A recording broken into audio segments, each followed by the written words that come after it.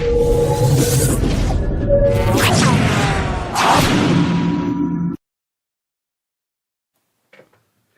good afternoon, everybody. This is Dennis Wilborn, the Active Trend Trader. Welcome to today's session on the Radar, live market updates. We've got a whole bunch of stuff to cover today, so we're going to jump right into it.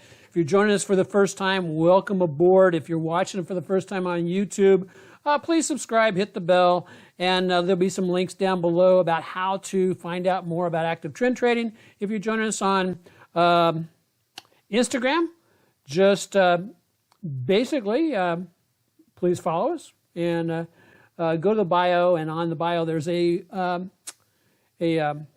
link tree that will also take you to all the cool stuff about active trend trading. But one very important thing, the first tab on Linktree currently is an invitation to a special presentation on Saturday. That's this coming the 6th of February at 12:30 Pacific time. I'm going to be basically talking about how to leverage non-monetary assets to build wealth quickly. And so we have been working with trying to work around the issues that we've been having with bandwidth as we're doing these live sessions. As you're aware, I can't see any comments, and so if there is a stock you want me to be taking a look at, please send it to me in an email or put it in a message or DM me or make a comment in the when I post the recorded video up to the website. And so I think I've corrected the lag and bandwidth issue on OBS. And so we're going to process and get going. Like I said, we got a lot of stuff to cover today. So let's go ahead and get the drawing utensil out. Where'd it go? There it is. And so the market's mixed. Today the market's closed kind of mixed. As you see here on the S&P, what's happened with the S&P price action has been driven up really nicely, but a couple of things are starting to show up that I want to keep our eyes on. We've got it up into this upper zone that we've talked about yesterday where basically sellers came in. And we're pushing up towards that area, but the long tails or the top notches there on the candlesticks are saying, hey, there's a group of sellers up here, as we talked about yesterday, that came into play towards the end of the day and pushed the prices down. Oftentimes, when we get that kind of movement going into the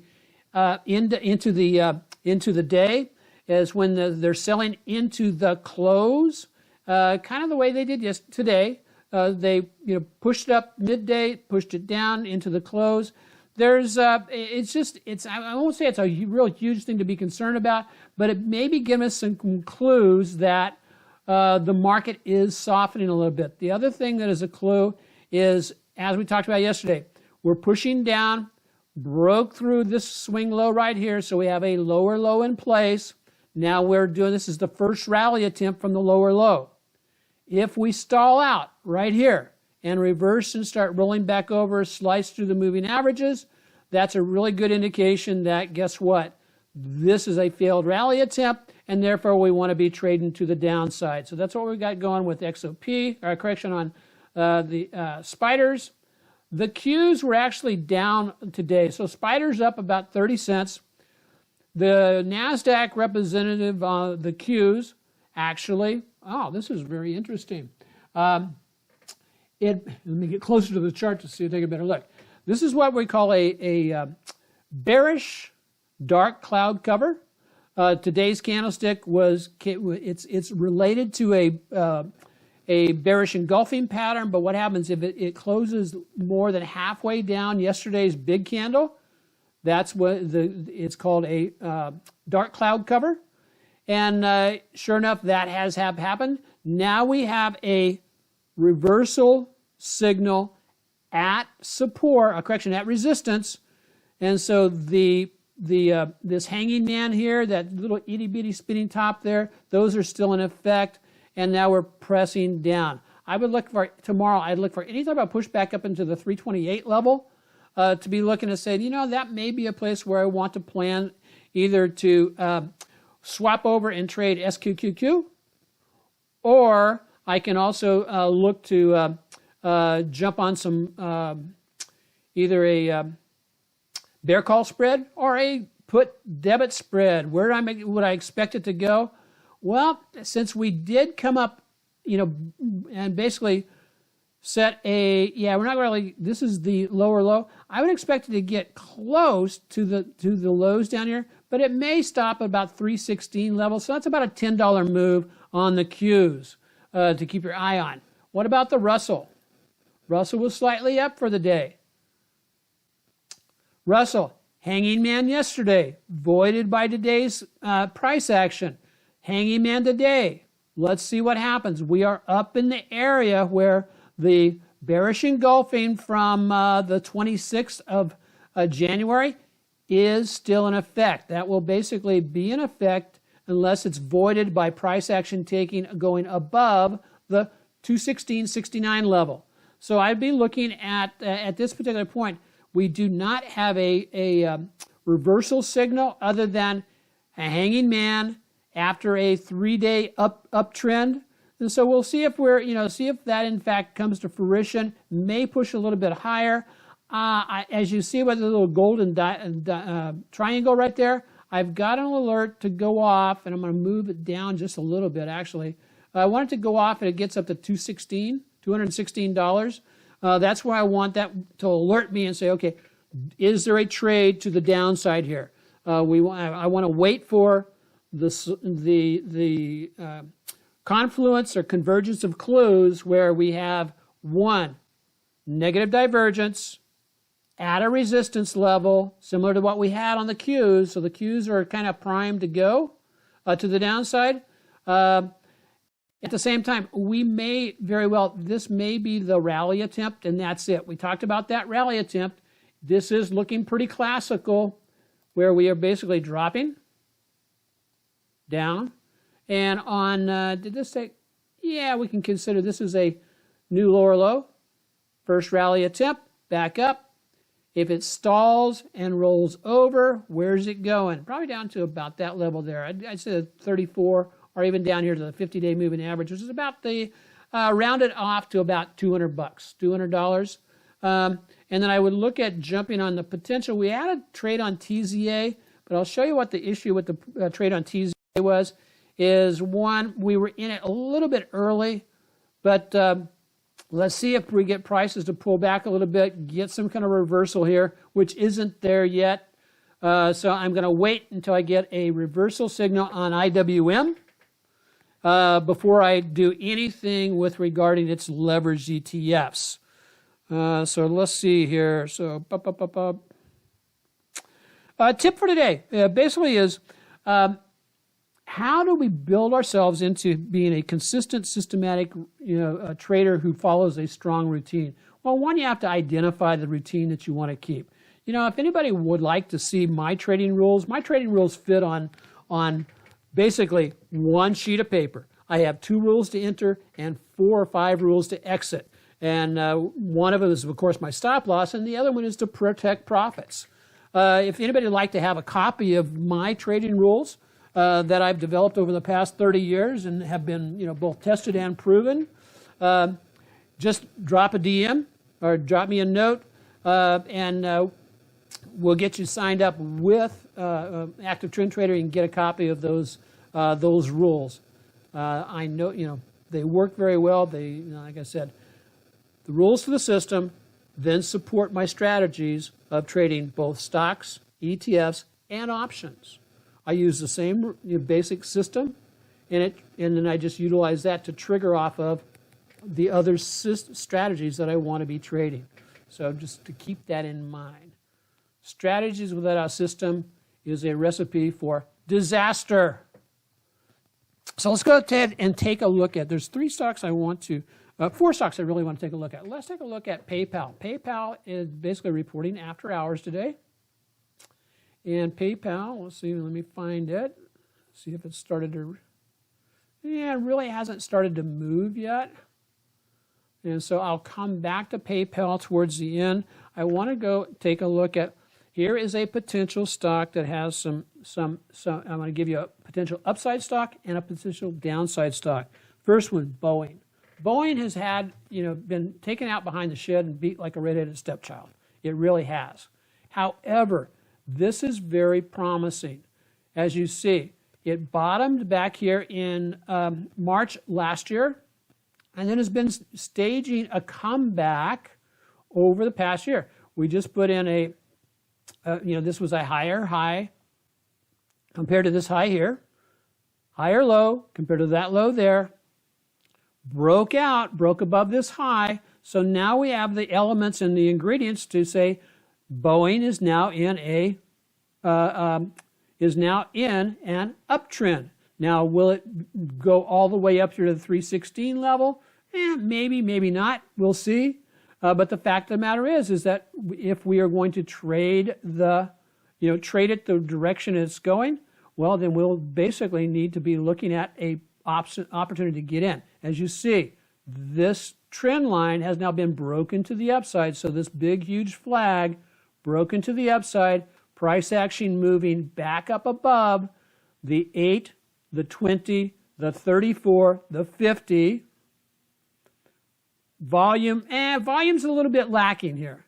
But the thing about Boeing that makes it so, makes it very attractive to folks is you can do three different things with, three different types of trades with it. You can trade the stock. It's fairly reasonably priced at $200. It's not, a hugely expensive stock. Two, because it has a lower level of volatility, you can also learn, utilize a stock like this to learn how to trade options. And so moving from here, heading up, where might it go? Well, I can sit there and say, well, it's a good chance it's going to probably go up here. And if this isn't a move up, it's probably going to get up to the 215 level. And if it did get a pullback down into the 50-day moving average, which is about the 205 level, I could go out about 2 to 3 weeks or longer. I can just basically just run over here really quick and look at if you can see. Yeah, you can see that. Cool. So I could go out here 3 weeks, through 2.5 weeks. My expected move is somewhere about plus or minus 15%. Correction, $15, almost $16. My implied volatility about 45%. And what I can do is I can sit there and I can lay in an option here. Let's say the February 19th, or I can even go to February 20th, and do a bull put spread, and actually just take in some credit as it moves up. Excuse me. If you want to know more about that, of course, you can join us at Active Trend Trading, where that fits into our Strategy 2 type of trades, where we're generating income in a smaller account, utilizing options. Last year, that particular system was up a little bit over 200% on $20,000. And so that's, I really like that for helping somebody build capital, wealth building, so then they can start investing in other like stocks and ETFs to continue growing, but keep that small amount of capital working for higher leveraged with utilizing the option approach. So let's go back to the charts. So that's BA. And I'm keeping my eye on what's going on with, so that's a good move to the upside. What about VRTX? VRTX is absolutely getting whacked to the downside. We had earnings a couple of days ago. I think it was after hours on the, after the market on the 1st, and it's been selling off since. So Monday, pow, gets whacked, and now has broken out of this uptrend line. Let's take a look at where it might go. And this is another one of those trading tips I want to share with you. That's why I love using the Fibonacci extensions, because it'll give me a projection of where things might go. But I have to first find where is my swing high. My swing high is I won't use this one because it came down, bounced up, but I'll use this swing high here. Here's my swing low. Here's my other swing high. And what I'll do is with this extension tool, I just drop in a line there, go back up to the past highs, and then that gives me a trajectory down to the downside. And what am I looking at? What you're looking at is oftentimes price action moves symmetrically. And so if we get a symmetric move to that big move down, that would take us down to 100% retracement from this area here. As you can see, 100% retracement is down at this level here. Let me get rid of that. And here's what's very interesting about it. Let me blow this up a little bit. And, you know, this doesn't happen every time, but it does happen all the time. That 100% retracement takes price action all the way back down to this level here, about the 165 level, which was where VRTX started an initial run that it went into last year. So it's amazing how, just like I said, the price action works out that way. I've been using Fibonacci's for a long time, and in fact, I've got 2 great videos up on the YouTube channel, Market Tech Talk, that cover both price Fibonacci's and also time Fibonacci's to give you an idea of how quickly things can also move.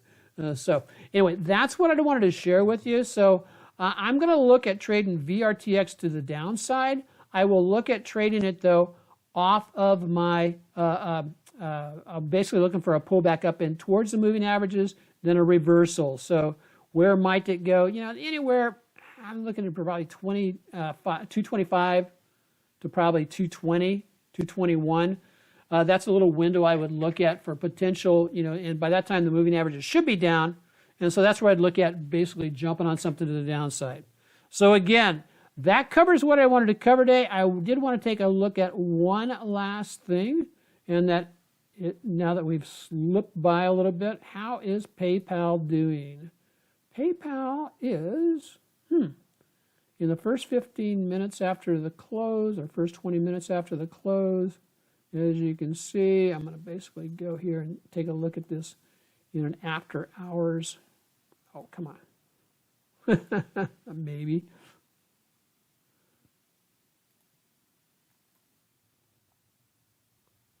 There we go. I'll put on the extended hours just to see what the heck it's doing after hours. And as you can see, yeah, big wide swing on PayPal. And so nothing at this point. We're going to probably wait until after the conference call to see what PayPal is going to do. PayPal, it basically tagged today's low, went above, and so it isn't telling us which way it's going to go and which way the momentum is going to go at this particular point. So I'll check back on that a little bit later. So until tomorrow, we will be back on air.